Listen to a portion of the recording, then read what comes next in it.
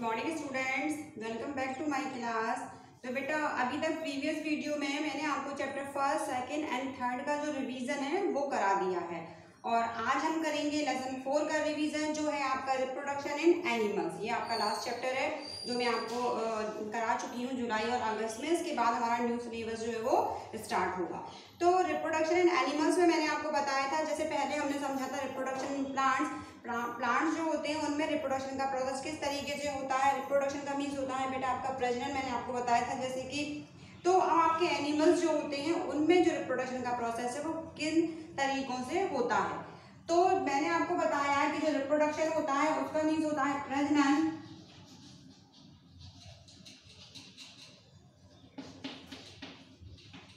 तो क्या है बेटा कि पृथ्वी पर जीवन की निरंतरता को बनाए रखने के लिए रिप्रोडक्शन का जो प्रोसेस है वो बहुत आवश्यक है। तो जितने भी लिविंग थिंग्स होती हैं, जितनी भी जीवित चीजें हैं, उन सभी में जो है रिप्रोडक्शन का प्रोसेस होता है।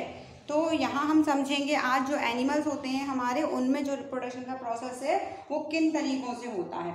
तो जो आपके एनिमल्स होते हैं उनमें जो रिप्रोडक्शन का प्रोसेस है वो 2 टाइप से होता है। एक होता है आपका बाय बर्थ और सेकंड होता है आपका बाय एग्स। आप सभी जानते हैं कुछ एनिमल्स होते हैं जो अपने ही समान बच्चों को जन्म देते हैं।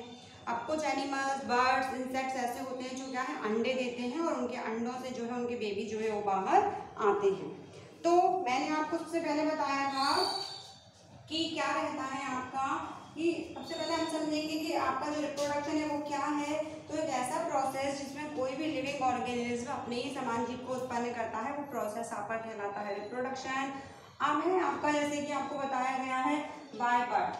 तो कुछ ऐसे एनिमल्स हैं जो अपने ही समान जीवों को जन्म देते हैं, जैसे आप जानते हैं काऊ है आपकी, बफेलो है आपकी, गॉट है आपकी, ह्यूमन बीइंग है आपका, है ना। इसके अलावा आप और भी एग्जांपल ले सकते हैं जो कि क्या करते हैं, एनिमल्स अपने ही समान जीव को जन्म देते हैं। तो ये आपका होगा बाय बर्थ। अब ऐसे कुछ बर्ड्स हैं आपके, जैसे कि आपका कोई भी बर्ड्स लीजिए, पैरट है आपका, या सपोज करिए आपके हैन होती है आपकी, है ना, आपका क्रोकोडाइल है, कुछ एनिमल्स भी हैं आपके, आपकी फिश है या और इंसेक्ट हैं, वो सब क्या करते हैं, एग देते हैं, अंडे देते हैं और एक टाइम होता है, टाइम पीरियड, जिसके बाद उनके अंडों से जो है उनके बच्चे बाहर निकलते हैं। तो क्या हुआ ये वाला, इसमें क्या हुआ आपका रिप्रोडक्शन किस प्रोसेस से हुआ, बाय एग मीन्स अंडे के द्वारा। तो ये तो दो आपके थे क्या बोलते हैं, मैंने आपको बताया प्रोसेस, जिससे कि कोई भी आपके जो जितनी भी लिविंग थिंग्स होती हैं तो 2 वे से, 2 तरीकों से वो क्या करती हैं, आपका रिप्रोडक्शन का प्रोसेस जो है उनमें हमको देखने को मिलता है, by birth and by egg. अब था मैंने आपको बताया था कि एग जो होता है, एग होता है उसका मैंने आपको डायग्राम के साथ में समझाया था कि एग जो होगा आपका, उसमें क्या क्या चीज़ें मेन होती हैं हमारी देखने के लिए, समझने के लिए। तो एक बार वापस देखेंगे हम। ये सब रिवीजन आपको इसलिए कराया मैंने ताकि आपके एग्जाम आ रहे हैं तो आप अच्छे तरीके से अपनी प्रिपरेशन जो है एग्जाम की कर सकें। सपोज करिए ये आपका एग है, यहाँ इसके अंदर ये आप इस तरीके से जो पार्ट देखते हैं ये इसका होता है येलो पार्ट। येलो पार्ट आपने देखा होगा, जो लोग एग खाते हैं उनको मालूम है कि एग के अंदर एक येलो पार्ट होता है। ठीक, उसके बाद में उस येलो पार्ट के अंदर ही क्या रहता है आपका एम्ब्रियो, जो भ्रूण जो रहता है ना, जिस अंडे से जो आपका बच्चा बाहर निकलता है, तो आपका कहाँ रहेगा, एम्ब्रियो जो है वो इसी येलो पार्ट में जो है रहता है। तो जो आपका एग हुआ, इसका सबसे जो बाहरी इसके अंदर क्या है, लिक्विड टाइप का भरा होता है, ये है आपका येलो पार्ट। अब देखिए सबसे पहले है आपका, ये है आपका एल्ब्यूमेन, सबसे वाला कवर होता है आपका हार्ड शेल, जो किससे बना होता है आपका, कैल्शियम से, बताया था मैंने आपको। इसके बाद में है आपका ये जो पार्ट है, ये है आपका योक।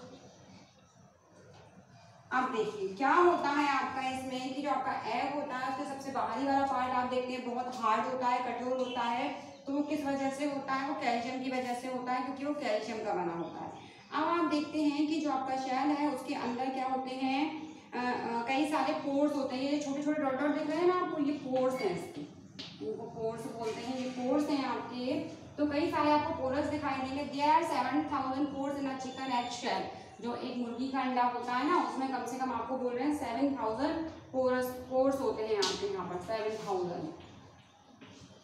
अब है आपका there are the white albumin protect the embryo and as extra food and water for it. अभी आपका वाइट वाला आप देखते हैं ना, एग के अंदर एक वाइट पार्ट होता है, एक येलो पार्ट होता है, तो ये आपका होता है, ये वाला वाइट पार्ट होता है, इसके अंदर क्या है, फूड एंड वाटर रहता है, ठीक है। और जो येलो वाला पार्ट होता है ना, उसके अंदर भी आपका फूड और आपका जो वाटर है वो प्रेजेंट रहता है, और इस येलो पार्ट के अंदर ही एम्ब्रियो जो है वो प्रेजेंट रहता है, और उसको यहाँ से जो भोजन जो है वो मिलता रहता है। तो ये थी आपकी, मैंने आपको समझा दिया था पार्ट्स ऑफ एग, किस तरीके से कौन कौन से पार्ट्स होते हैं आपके एग में, और ये भी इम्पोर्टेंट डायग्राम है बेटा, जो कि आपको एग्जाम में टेस्ट में आ सकता है, इसकी तैयारी करें।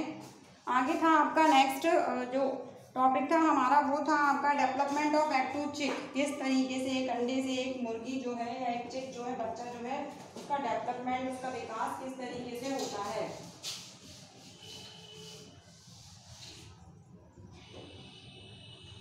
तो सबसे पहले क्या होता है, आप सभी जानते हैं कि सबसे पहले एग होगा आपका, जो हैन है वो एग देगी, उसके बाद में क्या है कि उसको क्या है, उसको वार्म करने के लिए, उसको ना इंक्यूबेशन के लिए, मतलब उसको अंडा सेना कहते हैं ना, उसके ऊपर मुर्गी को जो है बैठना होता है, और एक फिक्स टाइम के बाद में क्या है कि जब उसके अंदर जो चिक है वो फुल डेवलप हो जाता है, उसका पूरी तरीके से विकास हो जाता है, तब क्या होता है, वो शेल को तोड़ के जो अंडा होता है एग, उसका ऊपरी पार्ट जो मैंने बताया था आपको शेल कहलाता है, जो कैल्शियम का बना होता है, उसको तोड़ के जो है आपका चिक वो बाहर आता है।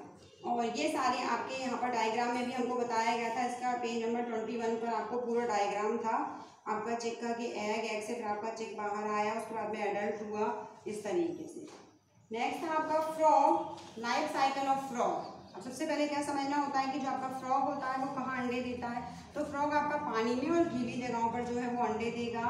उसके बाद में क्या होता है, आपका जो एग होता है उसके चारों तरफ क्या रहता है, उसके जेली जैसा पार्ट रहता है उसके एग के चारों तरफ। The egg develop into a tadpole. सबसे पहले क्या होता है, एग्स के अंदर से जो आपका फ्रॉग है उसके एग के अंदर से टैडपोल बाहर आएगा। टैडपोल दिखने में कैसा होता है, वो फिश की तरह होता है, और वो किससे सांस लेता है, वो उस टाइम पर फिश की तरह ही अपने गिल्स से सांस लेगा। जिस तरीके से फिश गिल्स से सांस लेती है अपने गलफड़ों से, उसी तरीके से आपका जो फ्रॉग है वो भी स्टार्टिंग में क्या होगा, जब उसकी प्रारंभिक अवस्था होगी, टैडपोल स्टेज होगी, उस टाइम पर वो अपने गिल्स से आप जो है ब्रेथ लेता है, सांस लेता है। उसके बाद कुछ वीक के बाद, मतलब कुछ सप्ताह के बाद क्या होगा, वो थोड़ा बड़ा होगा और वो फ्रॉग में डेवलप हो जाएगा, मीन्स वो उसका विकास हो जाएगा, वो बड़ा फ्रॉग बन जाएगा। और इस तरीके से क्या होगा, उसकी जो टेल है और उसके जो गिल्स हैं वो हट जाते हैं, गायब हो जाते हैं, जब वो पूरा एक फ्रॉग बन जाता है। तो ये जो पूरा चैप्टर था हमारा, मैंने रिप्रोडक्शन इन एनिमल्स, इसमें मैंने आपको बता दिया है कि रिप्रोडक्शन का प्रोसेस एनिमल्स में 2 वे से होगा, by birth and by eggs. और इससे पहले जो हमने चैप्टर समझे थे उसमें आपका रिप्रोडक्शन इन प्लांट्स भी था। तो प्लांट्स में मैंने आपको समझाया था कि प्लांट्स में रिप्रोडक्शन का प्रोसेस जो है वो बाय रूट्स होता है, बाय स्टेम होता है, बाय लीव्स होता है, तो इस तरीके से होता है। तो इसके बाद में बेटा ये चैप्टर इतना ही था, मेन टॉपिक जो थे वो मैंने आपको क्लियर कर दिए हैं, और अब हम इसकी जो बुक एक्सरसाइज है वो करेंगे।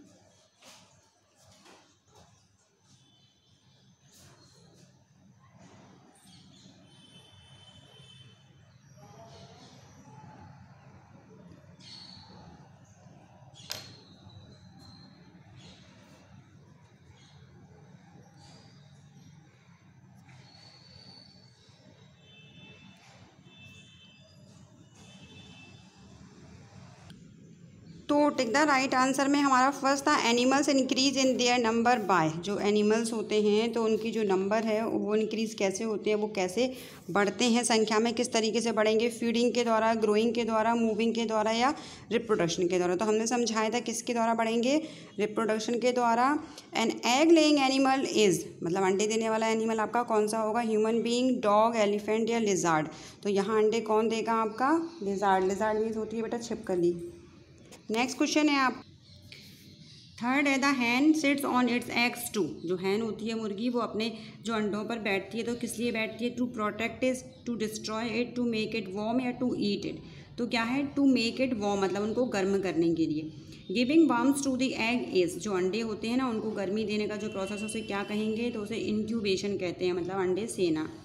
Young one of a frog is, जो आपका फ्रॉग होता है उसकी जो प्रारंभिक अवस्था होती है, जब स्टार्टिंग में वो एग से बाहर आता है तो उस स्टेज को क्या कहेंगे, तो वो होता है आपका टैडपोल। नेक्स्ट है आपका fill in the blanks. The various stage in the life of an animal is called aids, मतलब जो आपके एनिमल्स होते हैं उनकी जो लाइफ की अलग अलग जो स्टेजेस होती हैं उन्हें आप क्या कहेंगे, तो वो है आपकी Metamorphosis. Frogs lay eggs in, frog कहाँ पर अंडे देगा, तो वाटर में देता है और गीली जगहों पर भी देता है। Human being are also dash, human being आपके क्या है, मैमल्स हैं। मैमल्स ऐसे जीव होते हैं बेटा जो अपने ही समान जीवों को उत्पन्न करते हैं और उन्हें अपना दूध पिलाते हैं, इसलिए ह्यूमन बींग भी आपके मैमल्स में आएंगे। Animals that give birth to young ones are called dash animals, ऐसे एनिमल जो अपने ही समान जीवों को उत्पन्न करते हैं वो आपके क्या कहलाएंगे, विविपेरस।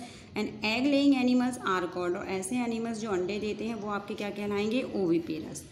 नेक्स्ट है आपका मैच द फॉलोइंग।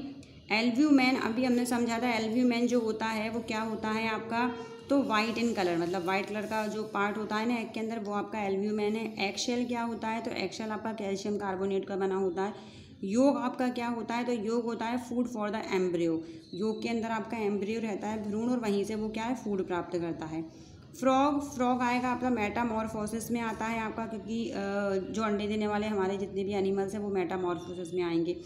अब नेक्स्ट है आपका मैमल्स, तो जो आपकी डॉल्फिन है वो किस में आएगी, मैमल्स में। नेक्स्ट है आपके ट्रू फॉल्स।